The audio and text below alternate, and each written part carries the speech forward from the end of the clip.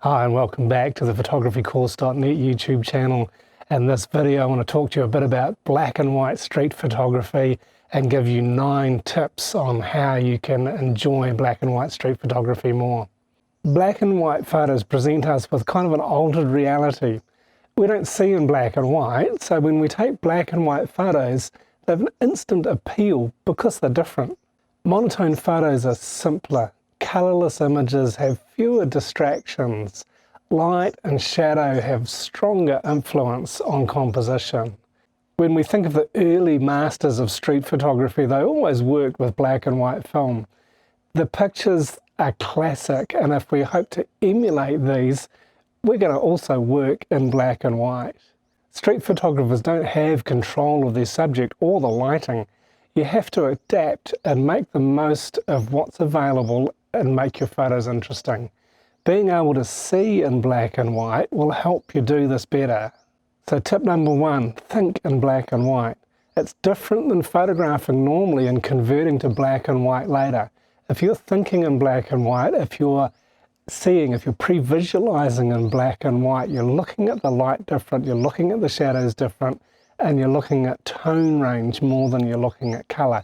And this will help you make stronger black and white street photos. Find a good place to stand. This is the second tip I want to give you. And this goes for any sort of street photography. The best location that you can find is going to help you take better photos. And if you stay in one spot and capture action as it happens, as it unfolds around you, you're going to be able to take some great photos. And the real key with finding a good location for black and white street photography is looking at the light and the shadows in the location. Where are your subjects going to be? What's the light on the background going to be like?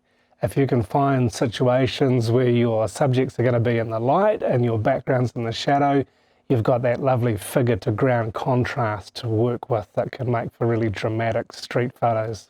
Third tip I want to share with you is to pre-visualize in black and white. Think about it.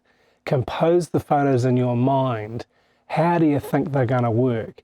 You might not capture exactly what you imagine, but it will help you to see alternatives. So really just be thinking about the composition and the lighting in the location that you've chosen. The fourth tip I want to share with you is to shoot in RAW. Set your camera to capture raw images, because when you do this, you're going to have far more scope to edit them afterwards. You can convert JPEG files to black and white, but it doesn't work so well. When you're photographing in RAW and converting them to black and white later, you're going to have far more flexibility to really work with Lightroom or Photoshop to bring out the tones and the contrast range that you want. And the fifth tip I want to share with you is switch your monitor or your viewfinder to monotone. This will really help you see in black and white if you're not used to it. By looking at your monitor, by using live view, or if you're using a mirrorless camera with an electronic viewfinder, looking at it in black and white, looking through it and seeing in black and white will really help you begin to understand how to consider what's going to work best as a black and white photo. The sixth tip I want to share is explore the composition rules when you're working in black and white. Don't just be fixated on creating good black and white images, but remember to use leading lines and make good use of shapes and the rule of thirds and any other composition rule that's in your mind to try and incorporate this and make strong compositions. And as always, fill your frame with what's relevant. Make sure that whatever's in your frame is going to be supporting your main subject, even if it's empty space, even negative space, but make sure that any negative space is purposeful in helping you fill your frame. The seventh tip I want to share is to look for opportunities to incorporate motion blur into your black and white street photography images. You've got somebody standing in a doorway and somebody else passing them by. You've got an opportunity there to focus on the person in the doorway and let the person passing by blur. Or if you've got traffic or other movement, think about how you can use this in black and white to create an interest and a sense of movement in your black and white street photography. The 8th tip I want to encourage you to think about is to manage your depth of field.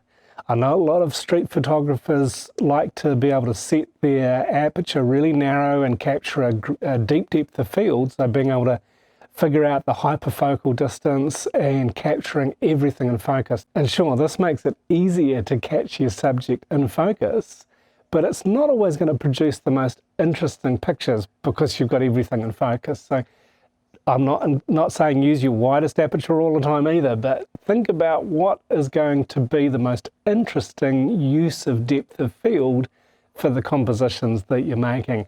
You might want to have some of the background a bit blurred and some of it completely out of focus, depending on where you're standing, where your subject is, what lens you're using, but consider all of these things and seeing how much depth of field you want in your compositions. So don't always think about using f16 or f22 to capture a really deep depth of field, and don't think about working always at f1.4 or f2 to capture a really shallow depth of field, but think about what's going to be the best depth of field to use in any given photo that you're taking.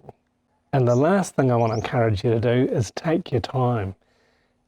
Often we think about street photography being a real busy, rushed sort of a thing that you've got to be quick, and sure, you've got to be quick to catch that decisive moment. But if you look at a lot of the real classic street photographers, Cartier-Bresson comes to mind, it's obvious that he has stood in one location a lot of the times based on the way he's designed his compositions, and he's waited for that right moment. So you've got to take your time. You've got to be patient. Being patient is one of the key things about being a good photographer, no matter what you're photographing, no matter what genre you're into. And certainly for black and white street photography, if you take your time, you're going to be able to think through things more clearly. You're going to be able to set up your photos more beautifully and more interestingly. And when the right moment comes, yeah, you'll be relaxed. You'll be ready to capture that best moment that you can. So I hope you found these tips useful, and when you're out and about enjoying street photography, don't forget to put them into practice. And let me know in the comments below if you've got any other tips specifically about black and white street photography. And if you've enjoyed this video, please click that like button so that we know you've enjoyed it.